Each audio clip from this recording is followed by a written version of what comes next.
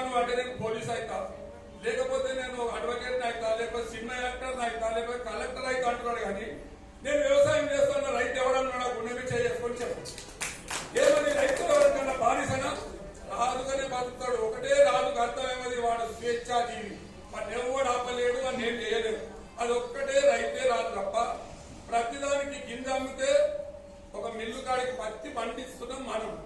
ఆ మిల్లు కాడ వాడు 10,000 జీతానికి వేస్తున్నాం మనం. సార్ నీకు దండం పెడతారా జోక్ సార్, నీకు దండం పెడతారా దిగిరే సార్ అంటే అంత స్వేచ్ఛ లేని పరిస్థితి ఉన్నది మనకి. ఈరోజు మనము కష్టపడుతున్నాం కానీ మనకు ఫలితం లేదు. యూనియన్ అన్నిటికీ ఉన్నాయి. ఒక చిన్న మన గ్రామాలలో ఇప్పుడు నిన్న మన పంచాయతీలలో ఏదైతే పరిశుభ్ర లేవో వాళ్ళు అయ్యారో వాళ్ళకేమైనా అయితే యూనియన్ వస్తున్నారు. ఇంత పెద్ద రైతు కుటుంబాలు ఉన్నారు కానీ ఎవరు నేను వాడికైదు నేనే చూసుకుంటాను, వాడు చూస్తాను కానీ ఎవరు పోతారు. నేను రైతులైనా పోతలేదు, నువ్వైనా పోతలేదు. రైతులకు అట్లనే ఉంటారు అనే పరిస్థితి ఉన్నది. కాబట్టి రైతులలో చైతన్యం రావాలి. రైతులు ఇప్పుడు ఇంకోటి ఈఎస్ఐ కార్డు ఉన్నదని మన కొడుకు కంపెనీలకు పంపిస్తుంటే పొద్దుగల మాకేమన్నా అయితే దాఖలకు నా కొడుకు కార్డు మీద చూపించుకోవచ్చు.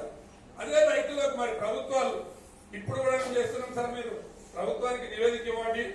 మేమేమంటున్నామంటే ఒక వ్యవసాయదారుడు పంట పొలానికి పోయిన రైతు బీమా ఇస్తున్నారు. ఎవరికి ఇస్తున్నారు? ఆ పేరు మీద పొలం ఉన్నోనికే ఇస్తున్నారు. తండ్రి ముసలోడు చేత కాదు, కొడుకు చేరిపోతాడు.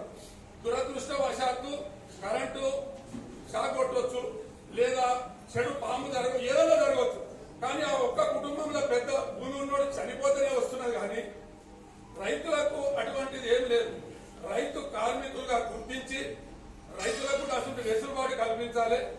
అదేవిధంగా రైతులకు కూడా ఒక ప్రత్యేకమైన నిధిని ఏర్పాటు చేసి వారి బాగోగులు కానీ వాళ్ళ పిల్లల చదువులకు కానీ